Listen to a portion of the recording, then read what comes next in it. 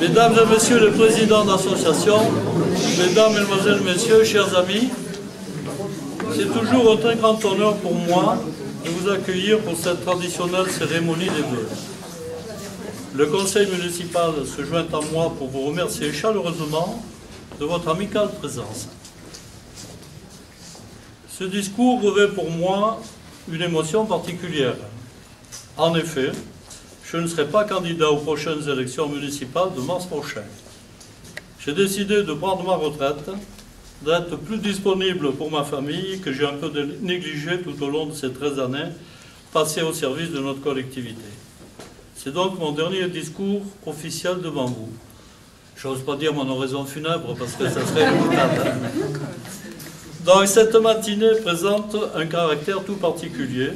Elle nous permet de partager un agréable moment ensemble et c'est pour moi aussi l'opportunité de dresser le bilan communal. En matière d'action publique, le bilan est simple à faire. Il suffit de poser les bonnes questions. Avons-nous réalisé tout au long de ce mandat ce que nous avions promis? Notre action a-t-elle visé à satisfaire l'intérêt général? Mon équipe a-t-elle rempli son rôle? Eh bien oui, je peux répondre positivement à toutes ces questions. Par conséquent, pour mon équipe municipale et moi-même, le mot bilan est avant tout un mot qui nous procure peut-être pas de la fierté, mais une grande satisfaction, celle du travail bien fait, du travail accompli. Et il est simple de vérifier mes propos.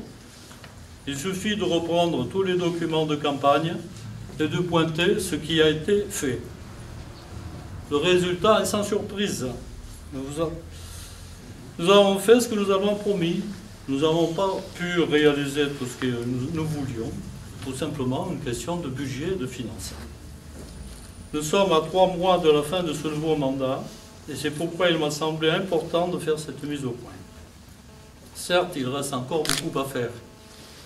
Cela ne pourra que rassurer l'ensemble des habitants si je leur confirme notre volonté de continuer pendant le reste de mandature en suivant cette même ligne, celle de la franchise, de l'honnêteté, de la proximité et de la transparence. Quant à ceux qui, quoi que l'on fasse, essayent toujours de trouver une raison pour critiquer, qu'ils soient également rassurés nous continuerons à avancer et sans doute à agacer, dopés par la grande confiance que la majorité des habitants nous avait donnée en 2008 et que nous n'avons pas le droit de décevoir. Je parlais au début de ce discours de satisfaction. La principale satisfaction, après un deuxième mandat comme maire, c'est que le développement de notre village soit fait dans le respect des traditions locales, dans le respect de son patrimoine et dans le respect de ses habitants. Oui, je l'affirme ici devant vous avec force et conviction, il fait toujours aussi bon vivre dans notre commune. La préservation de notre qualité de vie n'est pas un hasard. Nous avons fait des choix de développement que nous assumons complètement. L'urbanisme est maîtrisé, notre tissu économique se développe également. Aussi, j'espère que la nouvelle équipe qui sera mise en place après les prochaines élections continuera cette politique de développement tout en préservant notre identité. Je fais référence au travail accompli par mon équipe municipale actuelle. C'est avec cette équipe que nous avons pu obtenir les résultats que nous présentons aujourd'hui. Ces femmes et ces hommes qui m'entourent travaillent pour certains depuis le mandat précédent avec moi, mais pour d'autres, et c'est la majorité, depuis 2008. Le point qu'ils ont en commun est qu'ils ont fait le choix de la préservation d'une certaine qualité de vie à travers une évolution maîtrisée de notre village, au service de tous. Ils ne comptent ni le temps, ni l'énergie dépensée en faveur de la collectivité, et je tenais à les remercier tous ici chaleureusement. Notre ambition, tout au long de ce mandat, s'est focalisée sur la mise en œuvre de politiques publiques bien identifiées. Je veux parler des actions menées pour continuer à maîtriser notre pression fiscale. Je ne sais pas si vous l'avez remarqué, mais c'est quand même à souligner, malgré tous les aléas financiers et des dotations de l'État qui s'amenuisent d'année en année. Si on a eu une grosse surprise en 2008 du fait de moins 80 000 € de dotation de l'État, pour lequel nous avions été obligés d'augmenter les impôts, on était, depuis, malgré tous les travaux et toutes les actions sur notre village, les impôts n'ont pas été augmentés.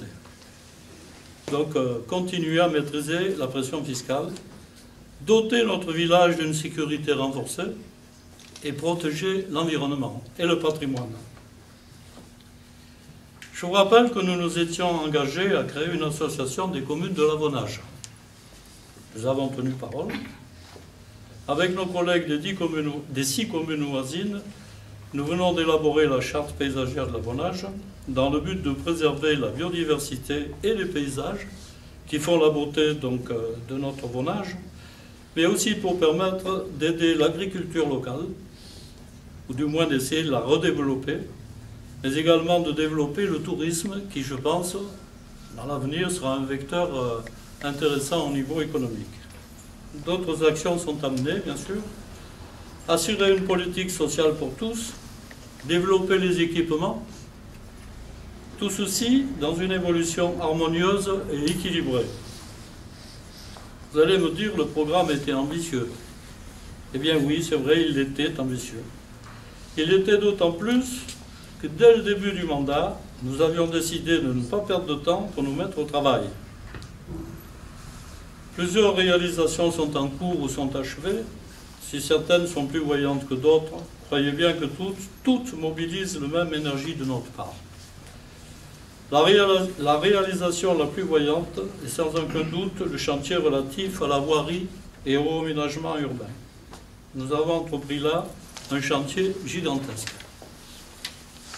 C'est là en corrélation avec notre volonté politique globale concernant le plan de circulation à l'intérieur du village. En effet, il nous fallait réfléchir comment mailler, entre autres, en intramuros, les pistes cyclables ou chemins partagés construites récemment par Nîmes Métropole et permettant de relier le collège à Saint-Côme à l'ouest et Caveyrac à l'est, et très prochainement, je l'espère, et là, les nouveaux élus devront s'employer, l'Anglade au sud et la voie verte du département.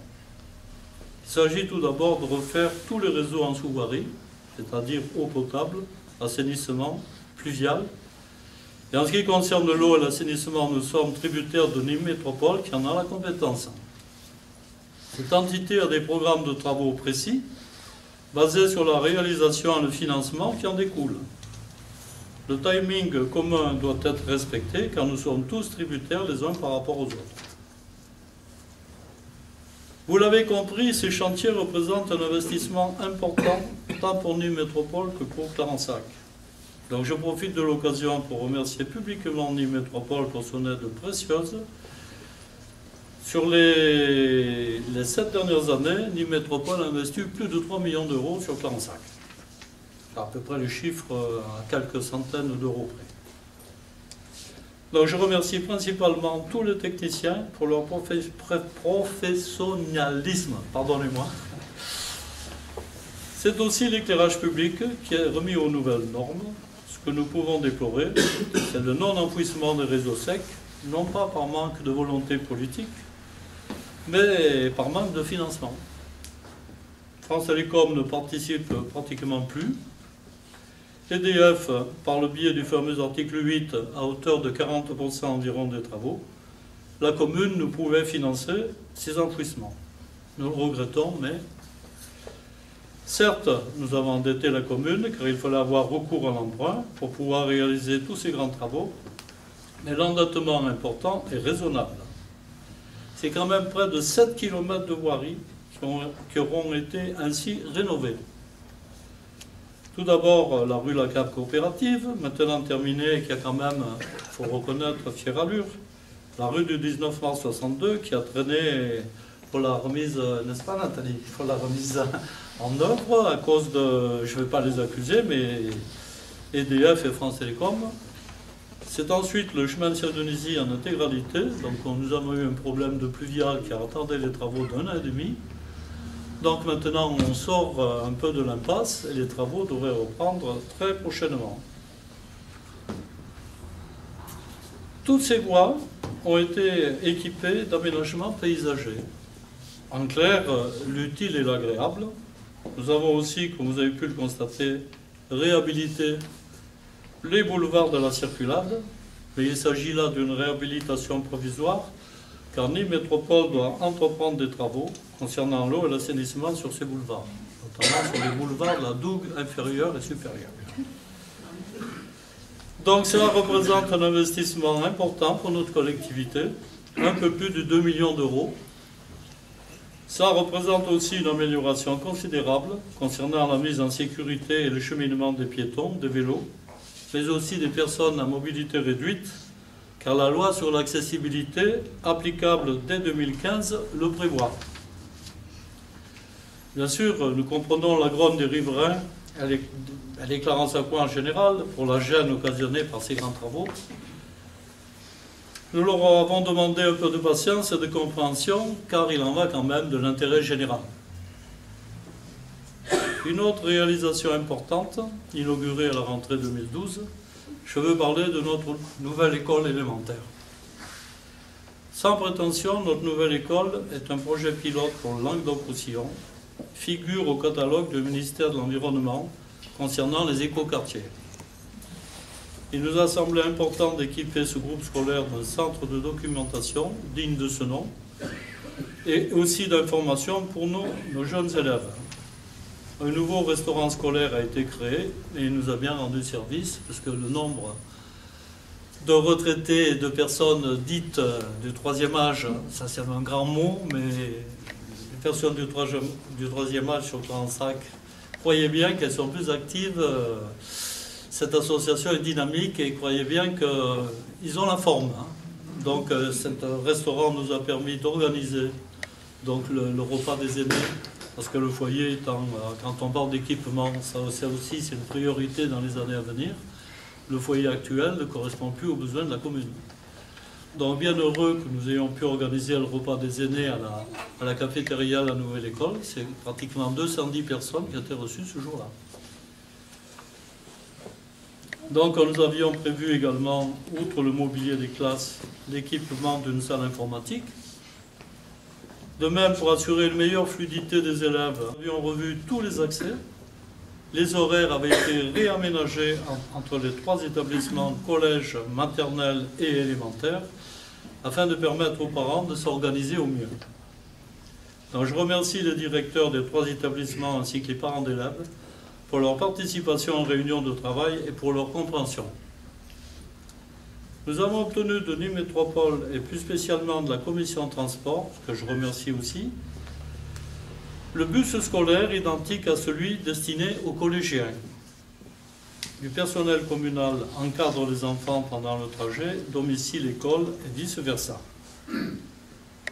Toutes ces modifications, toutes ces améliorations, devrais-je dire, sont le résultat d'une volonté politique forte en matière de développement scolaire.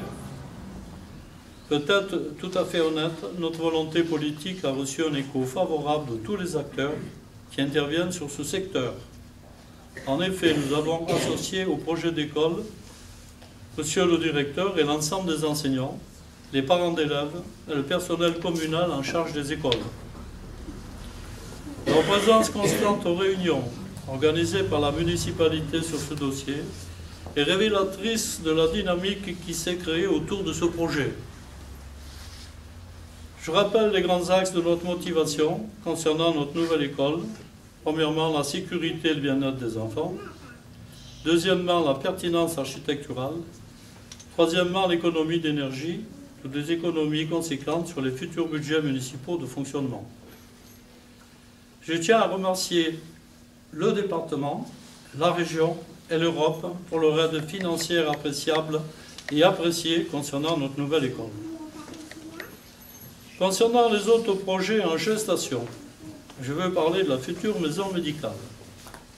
Ce futur établissement devrait s'ériger en lieu et place du bâtiment L'Authentique, ancienne coopérative construite en 1947, bâtiment vétuste, ancien aussi ateliers municipaux. des habitations, dont certaines réservées aux primo-accédants. Donc Clarensac, on le verra tout à l'heure, a plus de 4000 habitants. Il est important qu'on puisse loger nos jeunes couples sur place. Donc des habitations réservées aux primo-accédants, jeunes couples, seront construites tout autour. D'autres logements pour personnes âgées, dépendantes et des logements à caractère social compléteront le nouveau complexe. De nombreuses réunions de travail ont eu lieu avec une grosse majorité du corps médical local. Et c'est à souligner sur ce projet, ça a mis presque 10 ans, mais nous avons donc le consensus du corps médical en intégralité sur ce projet.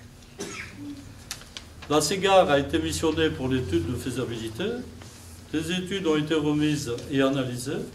Un juriste a établi le cahier des charges qui a été échangé à 5 ou 6 occasions.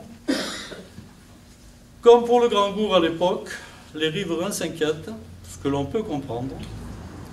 Pour faire écho à la réunion publique traitant de ce sujet, je les rassure à nouveau, nous nous étions engagés de les associer à ce dossier et nous avons tenu parole. Simplement, le collectif a décidé de claquer la porte et j'avoue sincèrement, c'est bien dommage. Je le dis, mes collègues l'ont dit, et je le répète à nouveau, nous n'avons pas fait n'importe quoi. D'ailleurs, excusez-moi, ce n'est pas tout à fait notre habitude. Nous nous orientons vers la constitution d'un écoquartier, car le centre-ville est proche et nous n'avons pas le droit à l'erreur. Le côté architectural et environnemental sont soignés. Il n'y a pas d'immeuble à je ne sais combien d'étages. Seul le bâtiment principal qui jouxtera sur la route de Nîmes sera à R+2. Tous les autres bâtiments sont à R+1. Bon, il y a eu des rumeurs qui circulaient là-dessus, donc de grâce, arrêtons de faire circuler des rumeurs intempestives et non fondées. Donc, là aussi, comme pour le Grand Gour et d'une manière pérenne, nous aurons la même mise sur le choix des locataires. Ça, c'est important que je le répète, en ce qui concerne les logements à loyer modéré. Les travaux auraient dû démarrer cet été, mais des recours auprès du tribunal administratif les ont freinés. Pour donner un peu plus de valeur environnementale à ce projet, nous avons acheté un grand terrain de 2500 m² environ pour y construire un parc, jardin public dédié à l'ensemble de la population et qui faisait défaut jusqu'alors. Nous avons essayé par tous les moyens de maîtriser l'évolution de l'urbanisme et du développement urbain de notre commune. Notre village s'est développé, son nombre d'habitants a augmenté, et par conséquent, ma responsabilité en matière de sécurité a augmenté également. Vous vous souvenez que nous avions promis une sécurité renforcée. La mutualisation avec Caverac de nos polices municipales en est un parfait exemple. Et leurs actions commencent à porter leurs fruits. Aussi, nous avons consolidé nos effectifs de policiers municipaux. En effet, depuis le 1er octobre 2011, un 5e policier est venu grossir l'équipe. Et depuis juin 2013, un 6e élément, une charmante policière.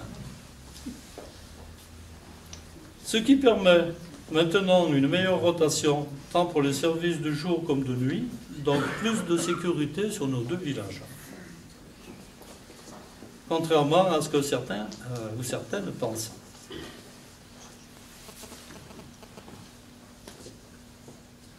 J'ose pas dire certaines mauvaises langues, mais enfin. De même, une permanence au secrétariat a été mise en place 5 jours sur 7 afin d'offrir un meilleur accueil au public.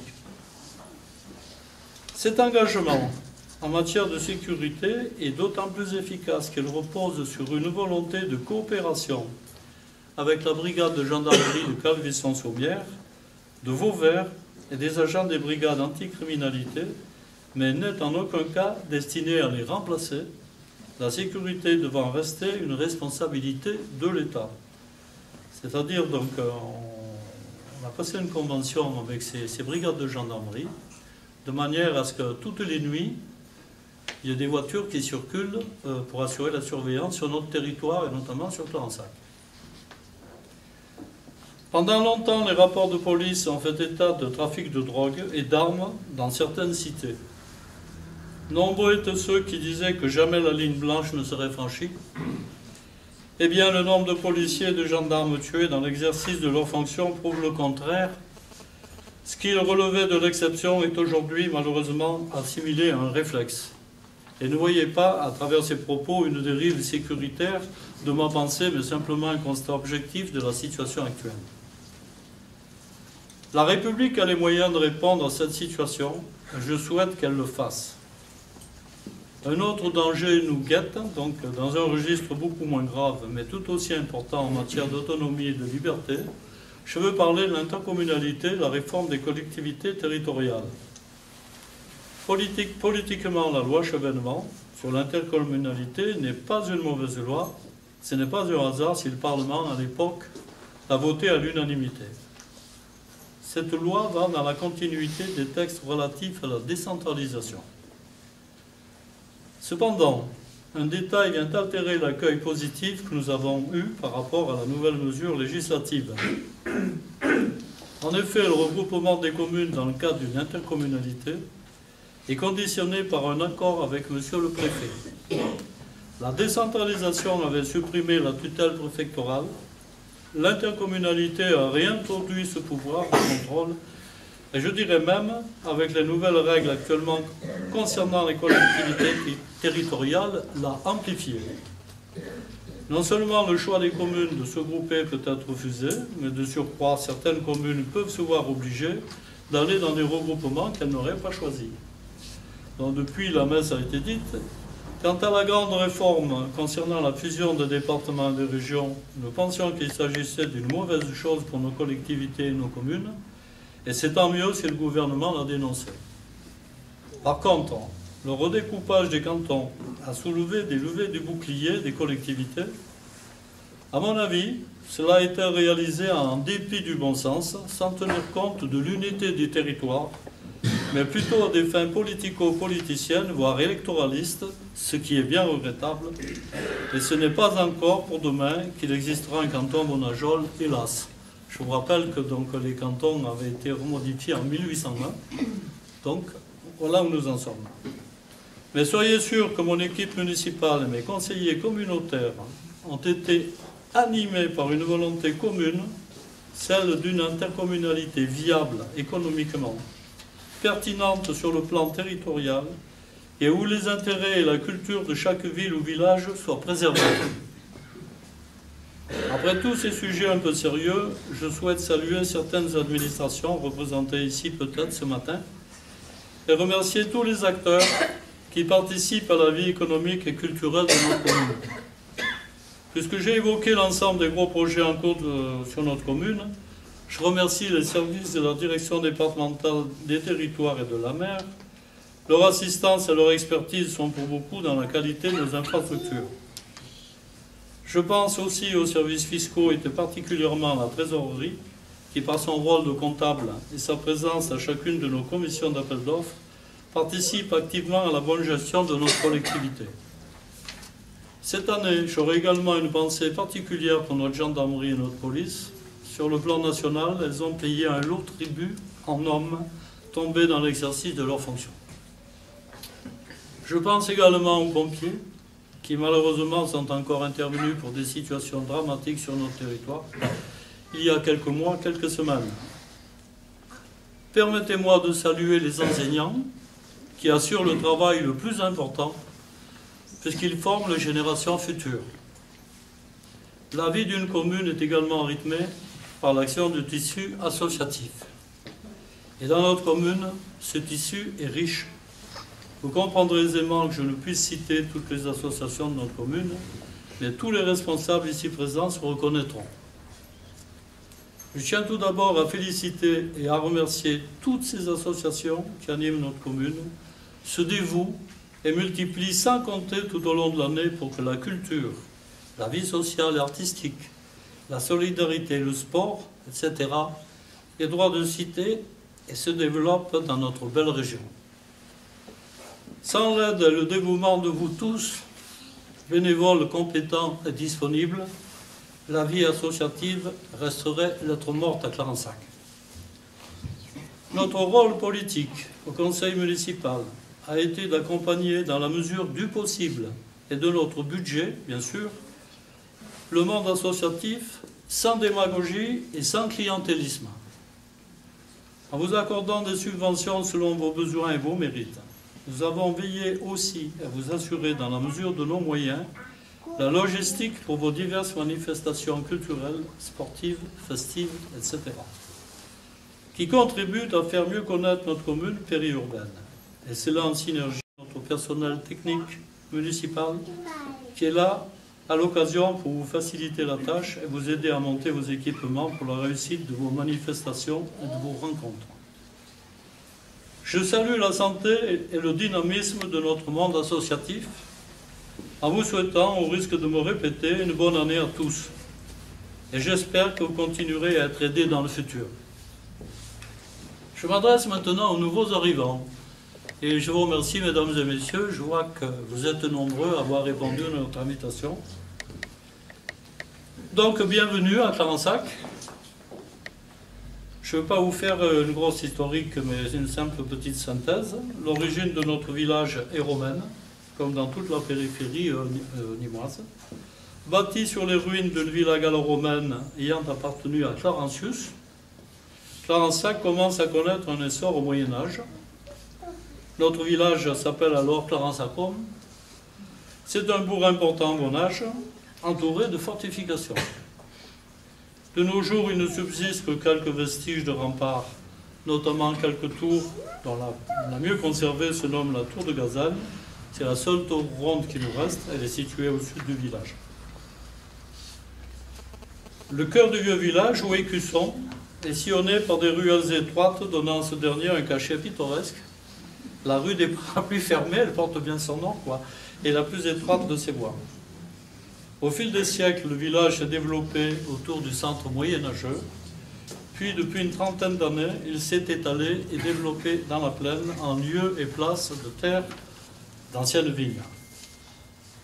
Au dernier recensement de 2003, Clarensac comptait 3240 habitants. Le résultat du recensement officiel de fin 2008 donne comme population 3759 habitants. L'INSEE nous a attribué 3895 habitants au 1er janvier 2013 et 4019 habitants au 1er janvier 2014, recensement 2011. Le recensement officiel va bientôt commencer dans notre commune et je vous demande de réserver un bon accueil aux agents recenseurs. Le chiffre ne sera pas officialisé avant le 1er janvier 2016. En clair, nous sommes défavorisés par ces mesures et cela a une grande incidence sur les dotations de l'État, notamment la fameuse DGF, dotation globale de fonctionnement. Je pense que la population réelle de Clarensac se situe aujourd'hui entre 4002 et 4300 habitants. Comme notre équipe l'a fait jusqu'à maintenant, j'espère que la nouvelle équipe municipale qui sera mise en place après les prochaines élections continuera à maîtriser la démographie, à maintenir un environnement spécifique, propre à l'abonnage, un cadre de vie agréable afin que la convivialité demeure dans notre beau village. Donc nous souhaitons un chaleureux accueil aux nouvelles Clarensacoises et aux nouveaux Clarensacois. Je remercie également tous les retraités qui, par leur action en termes de bénévolat, sont la preuve par neuf qu'il fait bon vivre chez nous. Enfin, vous savez que l'économie est le poumon d'une collectivité locale. Merci donc à tous les chefs d'entreprise, tous les commerçants, toutes les professions libérales et que la prospérité de votre activité continue des années encore. Avant de terminer ce discours, je souhaite saluer l'action de mes services administratifs et techniques qui contribuent au quotidien au bon fonctionnement de notre village. Je les remercie chaleureusement aussi.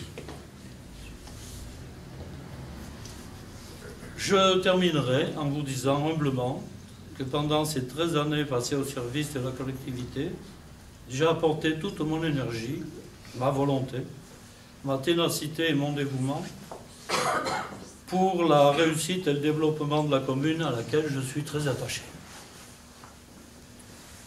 Pour l'amènement de cette nouvelle année, le conseil municipal et moi-même, nous vous offrons nos vœux les plus sincères de santé et de bonheur à vous tous et à tous ceux qui vous sont chers. Donc je vous remercie de votre gentille attention.